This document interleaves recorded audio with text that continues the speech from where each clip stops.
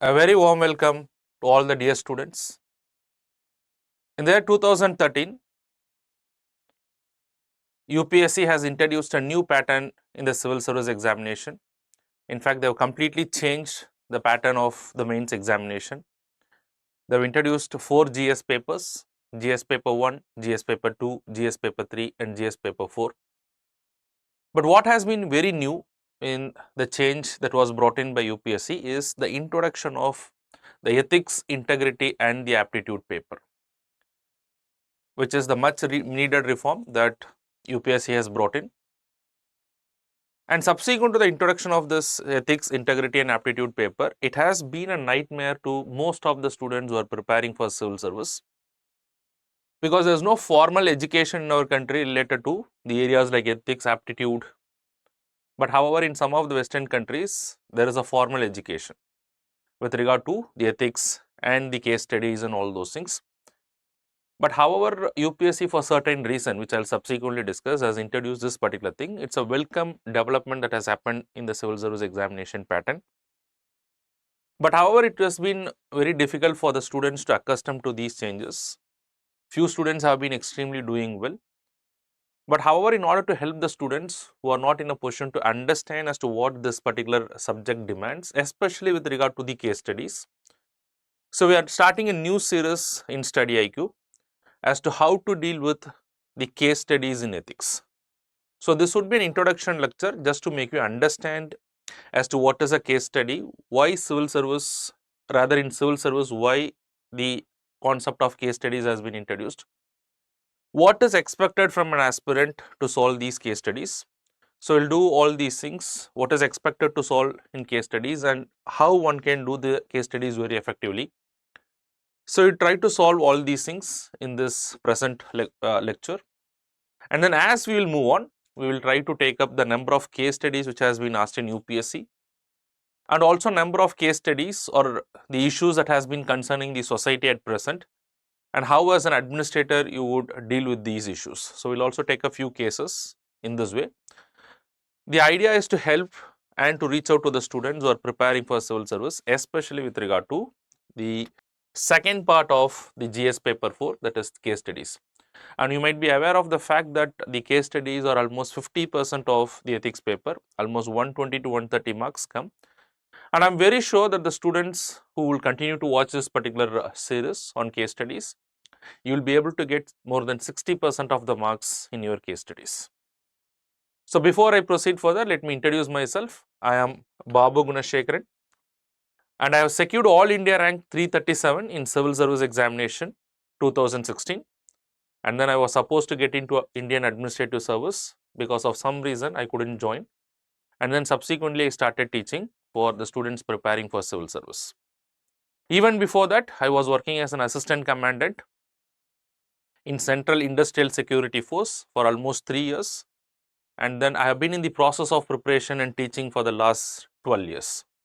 So I have gone through the entire change in the syllabus, and I got a lot of experience in teaching and mentoring thousands of students over a period of time.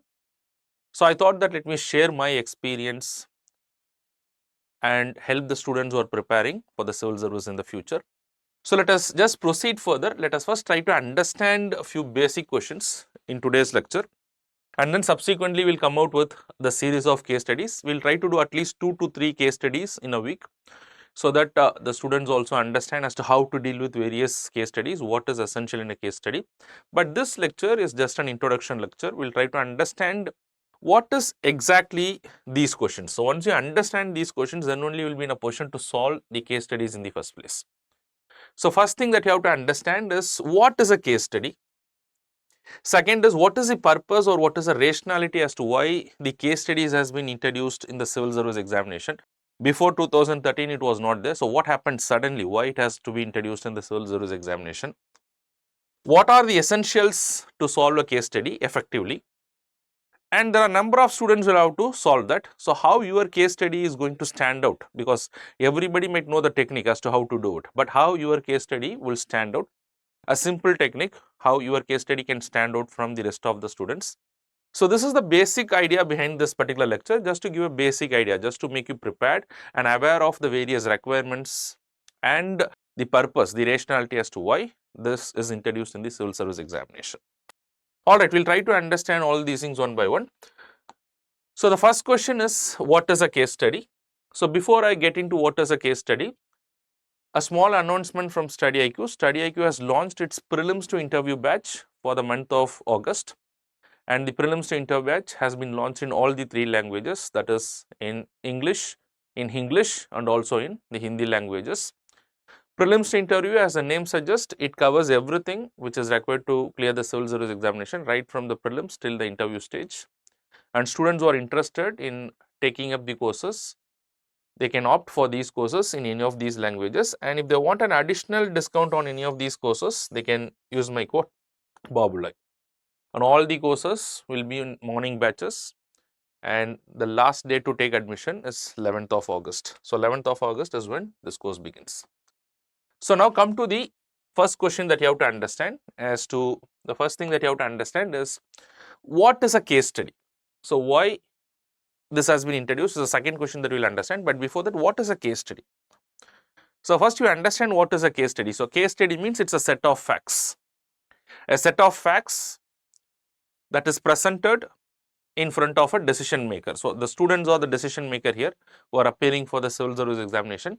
So, it is a set of facts which containing or which involves a number of stakeholders, containing one or more ethical issues. When I say ethical issues, so ethical issues are something which is morally right or wrong. So, what is a case study? A case study is a set of facts which involves a number of stakeholders in that, which contains one or two or one or more ethical issues which is involved in that, which elicits a response from a decision maker to make a decision on that particular issue. So, that is basically what is called as a case study. So, that means as a civil servant, as someone who is aspiring to become a civil servant, you should be in a position to analyze certain facts. When you go to the service, there can be a number of issues in front of you. There can be issues of corruption, there can be issues of political interference, there can be issues of discrimination, there can be other issues of development, there can be number of societal issues that concerns a civil servant.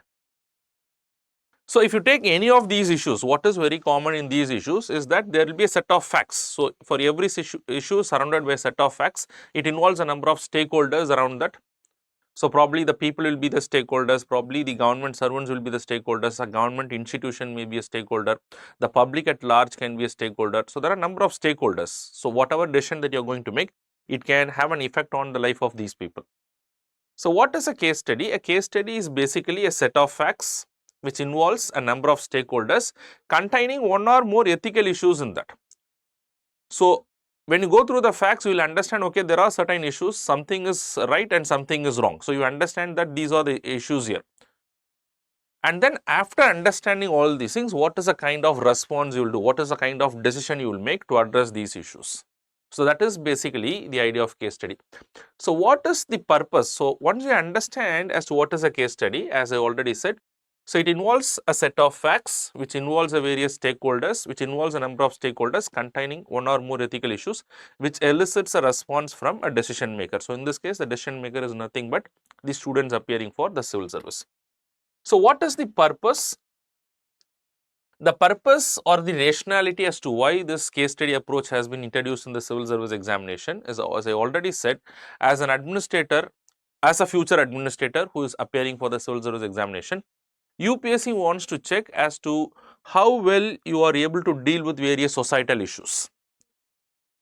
Suppose you become an administrator tomorrow, you become an IAS officer or you become an IPS officer, you will have to deal with a number of societal issues. Say for example, there can be organized crime in the society, or there can be, as I already said, issues of corruption in your own department. You know that your own subordinate is involved in corruption. So, as a senior officer, how you are going to deal with this particular issue? And you are newly posted as an officer in a particular place, you can see a lot of organized crime, illegal mafia or any of the other organized crime is happening in the society, and that is basically an ethical issue that has to concern an administrator. And as an administrator, how well you are carrying forward various values that you have to carry forward. Say for example, as an administrator, you have to ensure that you ensure integrity, honesty, and then there is also a specific topic in syllabus which talks about probity in public life. That means As a person who is appointed to a public office, you'll have to set a highest standards of behavior when you deal with the society. That's the expectation of the society from that particular officer. So how well you are able to do that, and at the same time how compassionate you are towards the people, at the same time how much you are dedicated to your service. Now all these things will be tested in the form of the case studies. So the very idea of presenting this case studies to the students is for the fact that how well they are able to deal with various issues that is concerning them in the society. Not only just in the society, the issues that can concerning them also, and during the service they may have to undergo a lot of ethical dilemmas also. For example, let us assume that you are a police officer and a case is coming in front of you, and then the case is related to a theft, not a major theft, but it is a theft, and you understand that the person who has engaged in this particular theft has done it for the first time, and he has done it for the first time because let us assume his child is admitted in the hospital and there is a critical treatment that is going on, and then there is the risk of the life of the child is at risk, and hence to save the life of the child he is involved in this particular theft. But yes, there is a culpability, there is legally that is wrong, but however you feel that it is ethically not wrong because you are putting yourself in his particular position, you are empathizing with him, you are saying that yes, legally it is wrong, but I would feel that it is ethically right. So how are you going to deal with such dilemmas? So all these things will be tested in the form of a case study. So that's the idea of giving the case study, is to check whether an individual will be able to deal with various societal issues. It is not about just the theoretical knowledge, but how practically an individual will deal with all these issues once he becomes an administrator. And that's a very idea as to why this case studies has been introduced. So this is the understanding you should have as to what is the rationality, why the case study approach has been introduced in the civil service examination. And students who are able to put across their thought process, it is very important that you will be able to put across your thought process. Once you are able to put across your thought process well, then I am very sure that you can easily cross 60% of the marks. It's a very high scoring area, high rewarding area. You don't have to spend much time also. Even let us assume that if you solve the last 5 years of case studies which is asked by UPSC, you will get a hang of what kind of questions that they are asking. You will get a hang of what kind of issues that they are asking. So once you get a hang of all those things, then you will be in a far better position to extremely score well in the civil service examination. So that is what exactly we are going to do today. So starting today, which will be an introduction lecture, moving forward, every class will take up one case study and try to elaborately discuss those case studies, try to discuss with that multiple dimensions, so that you start thinking about in a different directions, just trying to open up your narrow view with regard to a particular case study, and in that way it will help you to score better in the civil service examination. Alright, now we will just proceed further and we will try to understand as to what are the essentials to solve a case study. So what are the various essentials that is required to effectively solve a case study? So I would say these are the essentials that will help you to solve the case studies effectively, and once you remember these essentials, I am very sure that you are going to do extremely well in the case studies. What are the essentials? So first is read and rereads. This is very, very important. Why I say read and reread? Because nowadays you can see last year also that a case study is almost around more than 250 words. It's not that a small case study is given. So you'll have to comprehend the entire 250 words. So in the first go, if you are comprehending it, it's well and good. But for many students, they may not be able to comprehend that, but that's not a problem. You can just have to reread it, and then you will be able to comprehend the entire picture. And one of the biggest problem that the student have is that they have certain preconception or prejudgment. So we are prejudiced based on our experience from the society or based on our previous experience. We try to use that in the case studies as well. Do not do that.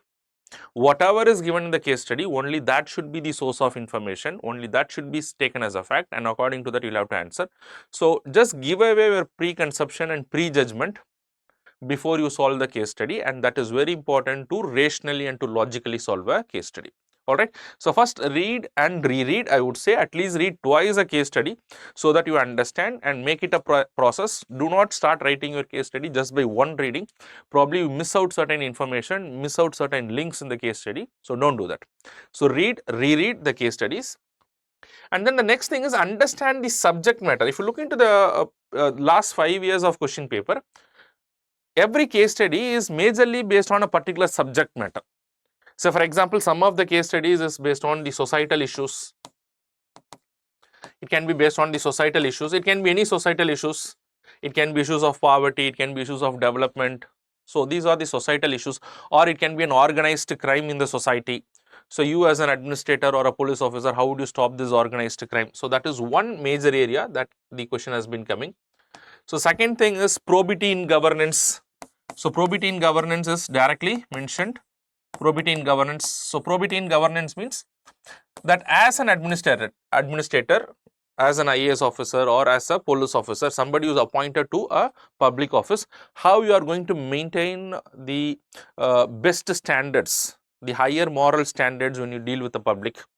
And during the course of action, what kind of conflict of interest may come.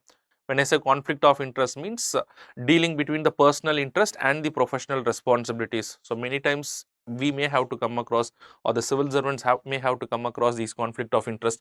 So how you are effectively going to deal with these conflict of interest is one major area where the question comes. And then sometimes question have also come from corporate governance. So corporate governance, the issues that is there in corporate governance today, the unethical practices that is followed by the corporates in our country, or for that matter in general.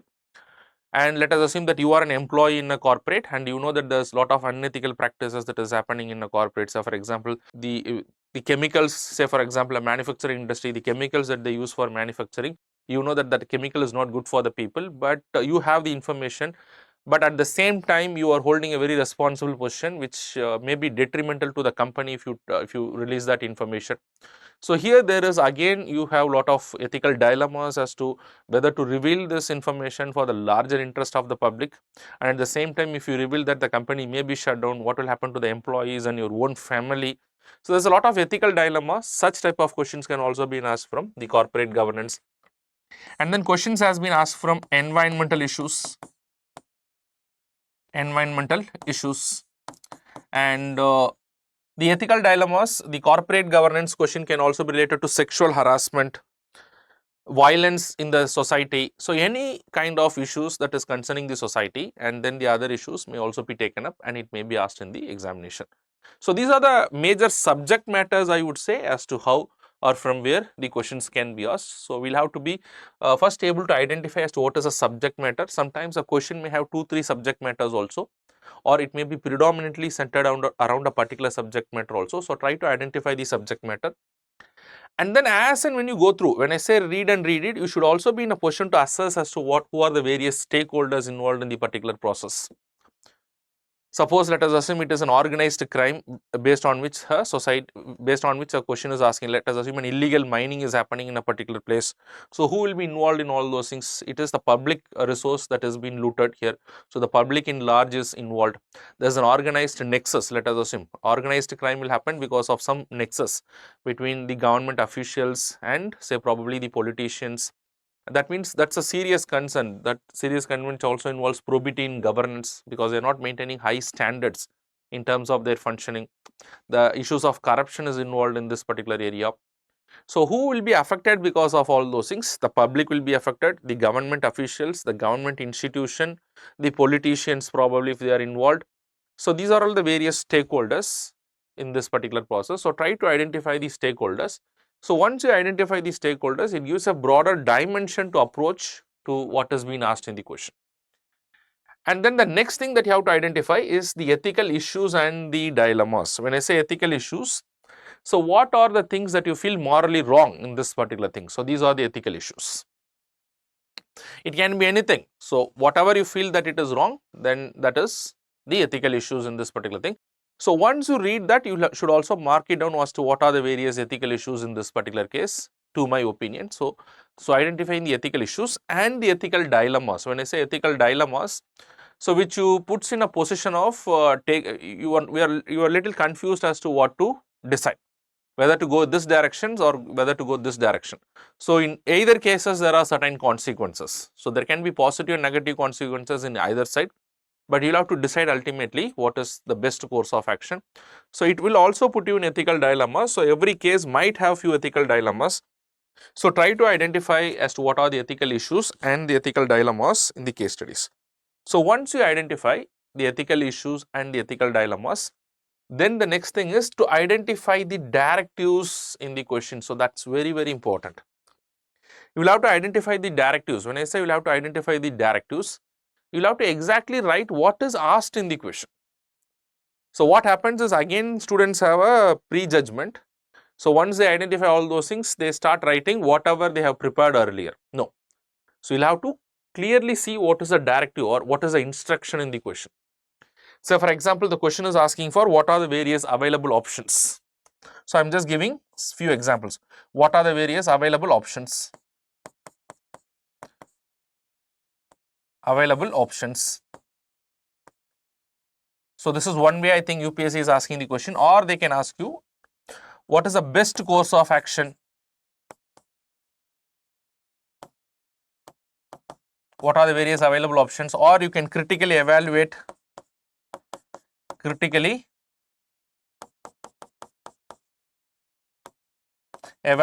the merits and demerits. So these are the various ways that the directives can be in a particular case study, but not everything requires the same approach. Say for example, when they ask you available options, the available options could be 1, 2, 3 and 4. But when you write these options, there is no need for any continuity between one option and another option. So when you say these are the available options, these available options are discrete options. There is no link between one option and another option. One option can be extremely morally right, one option can be extremely unethical. It's not morally right option, but still you can give a number of options. You just have to write 4 options. You have given the options, then your job might be done. But the best course of action is different from what is the available option.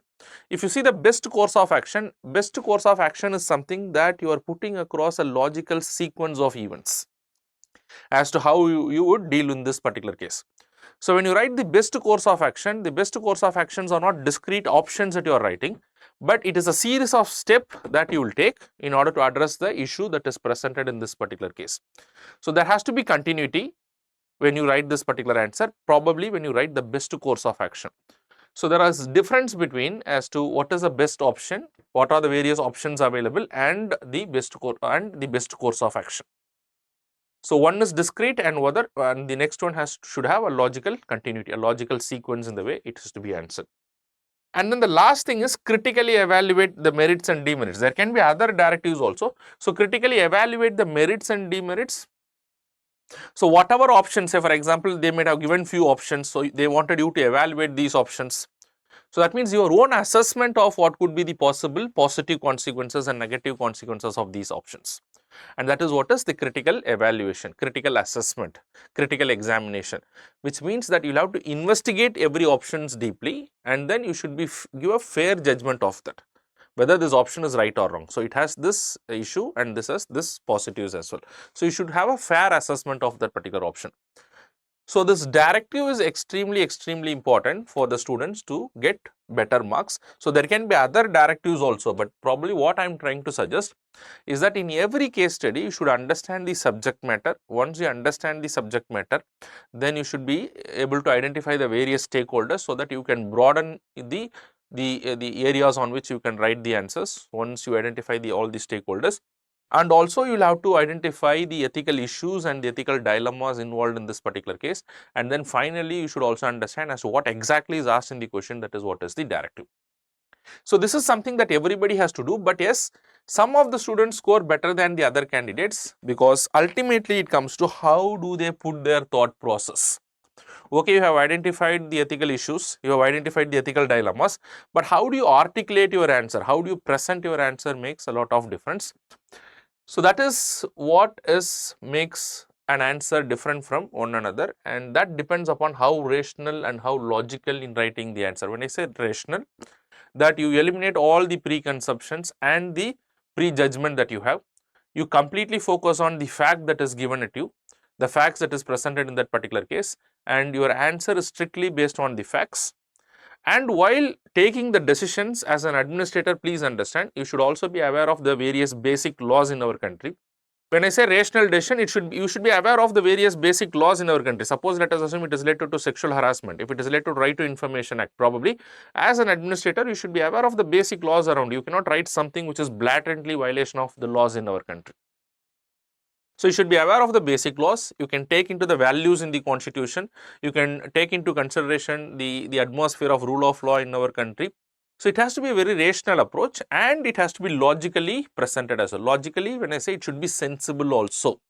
So not only that, you will have to take into account the laws and the constitutional values, probably you can take into account certain ethical values also. You can use certain philosophical approaches as well when you write the answers. Probably you can put that also. So you can use those approaches, and then finally you can write your answer. So only when you follow a rational and a logical answer, which means that your answer has to be within the framework of the law of the land. Your answers has to be within the framework of the ethical guidelines that is accepted in our society. So when your answer should also be sensible enough. So when your answer is presented in this way and there is a coherence in the way that you presented the answer, then I am very sure that your marks will definitely reach up to 60%, or it can be more than that also. So this is exactly what I wanted to convey in this particular lecture. So this lecture is just to make you understand as to what is exactly required in the case studies approach. So we'll come out with a series of case studies. So in the next lecture, I'll come out with case study number 1, and probably I'll take up a case study from the Civil Services Examination 2022, what has been asked in the ethics paper 4. I'll come up with one case study. So in this way, we'll try to solve 2 to 3 case studies every week, and we'll make sure that you extremely do well in your ethics paper. Okay. So if you have any questions, you can reach out to me through my Instagram account, that is Babu Gunashekaran 337, or you can also follow my Instagram. You can also follow my Telegram channel for important updates with regard to civil service examination. If you want the PPT of this particular lecture, you can also get it from my Telegram channel. Thank you very much. All the very best. God bless.